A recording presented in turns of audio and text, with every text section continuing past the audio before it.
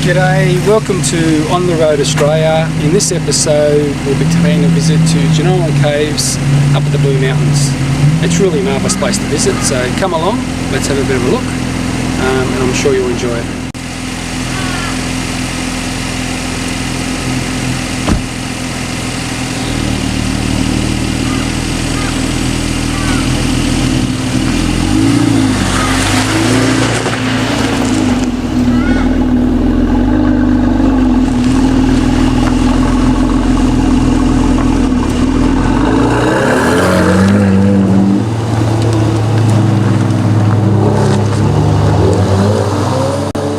So I'll be showing you some slides and videos of my previous visits to Jenolan Caves and also some current ones. Well, a few different types of caves anyway. The Jenolan Caves are located 175 kilometres from Sydney via the M4 Great Western Highway. The route is 129 kilometres on the highway and 46 kilometres on the Jenolan Caves Road, which at places is so narrow that the road becomes one way into the caves between 11:45 am and 1:15 pm. The caves are 793 metres above sea level. So come along and let's have a bit of a look at the history of the caves and also some videos and slides on my previous and recent visits there. I'm sure you'll enjoy it. 'Cause we are one, but we are many, and from all the lands on earth we come, we share a dream, and sing with one voice. I am, you are, we are Australia. This road is known as the 5 Mile. It leads down to the Grand Arch at the entrance to the caves, as you'll see here. Quite spectacular driving through here, and then we go through quite narrow and make our way up to what's called Caves House. Built in 1898 by the New South Wales State Government and altered in 1909, 1914 and 1923, Caves House is an example of what is known as a modified Queen Anne style. It is worth exploring. The dining room belongs to a different era, as does the main stairway. Many of the rooms have been modified, but the ancient plumbing and corridors have ensured that the changes have been modest. It was a centrepiece for the caves in their tourist heyday of the 1920s and 1930s when tourists had to stay overnight. This is the staff accommodation block, located at the back of Caves House. Jenolan Caves were known to the local Aboriginal population for many thousands of years as Binoomea, meaning dark places. European involvement in the area began in 1838, with the first recorded discovery by a local pastoralist, James Whalen. However, according to legend, Whalen was not the first European to set eyes on the caves. That honour goes to James McEwen, an ex-convict and possibly an outlaw, reputed to have been using the caves as a hideout. Over the succeeding years, James Whalen and his brother Charles discovered several openings. The Elder Cave was discovered in 1848. It was the first dark cave explored. In 1860, the Lucas Cave, largest of the current show caves, was discovered by Nicholas Irwin and George Whiting. In 1867, Jeremiah Wilson was appointed as keeper of the Binda, or Fish River Caves. The Aboriginal word Jenolan, meaning high mountain, was not adopted until 1884. In the 1880s, Jenolan began to emerge as a genuine tourist destination. Jeremiah Wilson, an extraordinary caver, had explored to the end of the Elder Cave. In 1879 he had descended a shaft and rock pile to discover the Imperial Cave. This was soon followed by the discovery of the left Imperial Cave in 1880. Development began within the caves, including pathways and the protection of formations. An accommodation house was constructed in 1887. Permanent electric lighting was also installed. Wilson continued his exploration, discovering the Jersey Cave in 1891 and the glorious Jubilee Cave in 1893. The present-day Caves house was constructed in 1898 after fire partially destroyed the original buildings. By the turn of the century, Jenolan was a well-established and thriving tourist destination. Today, Jenolan is the most popular tourist destination in country New South Wales, with over 230,000 visitors annually enjoying the wonders of the 11 show caves and an ever-increasing number of entering into the world of adventure caving. Over 160 years since the first Europeans stumbled upon the vast openings of the Grand Arch and the Devil's Coach House Cave, the magic of Jenolan is still leaving its mark on visitors. Jenolan is as timeless as it is unforgettable. So let's have a bit of a look around the caves now.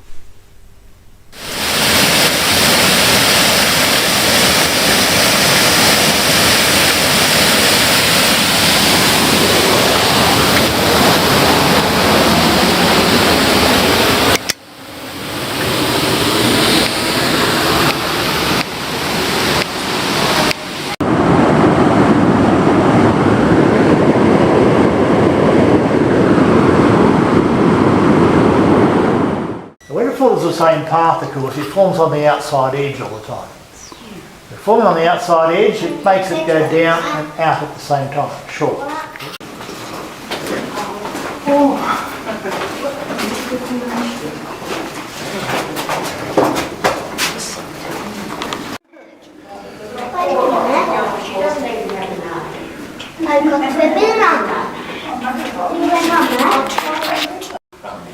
These are the grand stalactites, but most of them columns, that's what they call grand stalactites.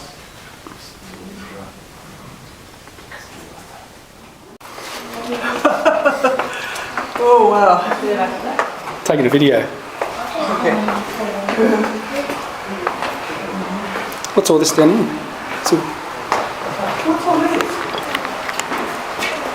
It's the river. Oh. Wow, look, it's all white. Nice colour, isn't it? The Green white. Not It doesn't look real. cloudy like that. Normally crystal clear. No. But it's cold. No, it's not. It's It's not. 14 degrees. Oh, okay. It's nice, isn't it? I haven't seen anything like it. Oh, wow. They start to get a bit fatter and they end up looking a little like, they look a bit like carrots, as you can see up through there. You can see some of the larger ones up there, that one there in particular. These all hang on very tight to the root. This is the coronation dome, from right down the very bottom to the top. We're around about 42 metres in height, so it's really high. Probably the second highest dome that we have here at Jenolan.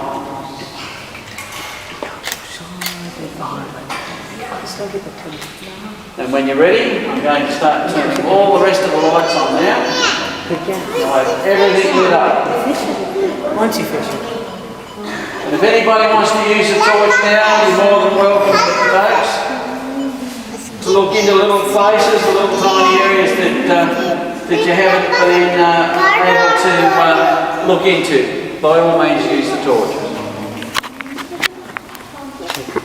So, when this was discovered, the chap that discovered these chambers here, he was actually reading a book called Sinbad the Sailor.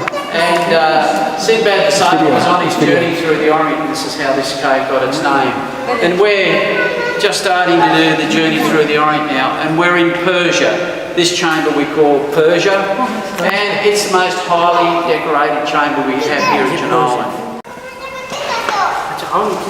Can you go all the way down? Yeah, there you get. Yeah, please do. There you go. Right, sir?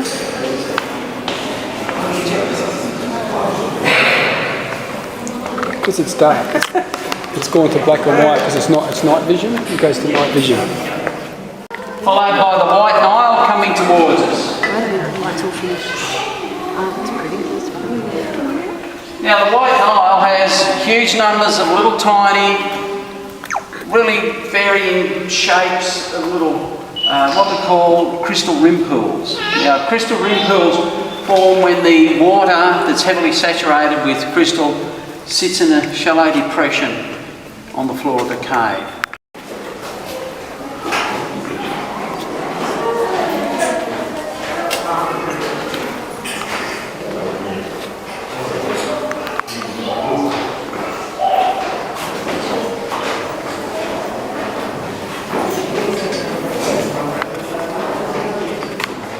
Coming down the river cave where I showed you, and from time to time people come in here and I'll see them standing sometimes here, very often seen in all different parts of the cave. And the description of Mr. Wyberg standing in different parts of this cave.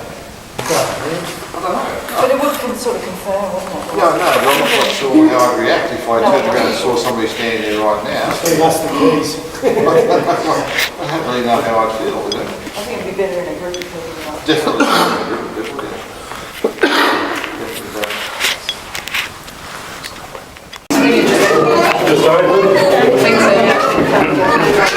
Lock us in. Push the button. We're locked in. Now push. Okay. MacGyver.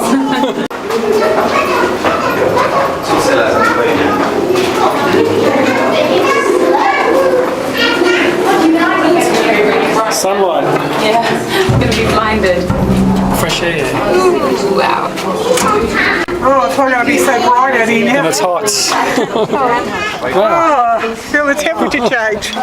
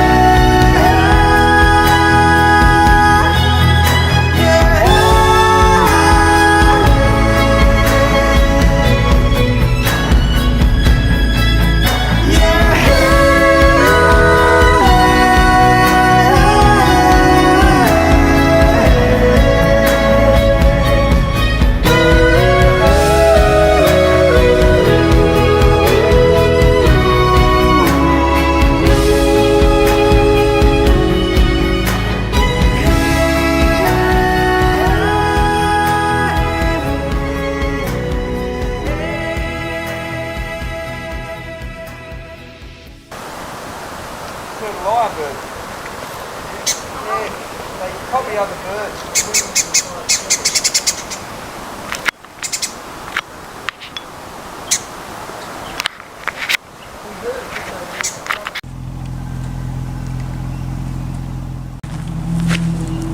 Anyway, thanks for watching and hope you come back next time. Hooroo!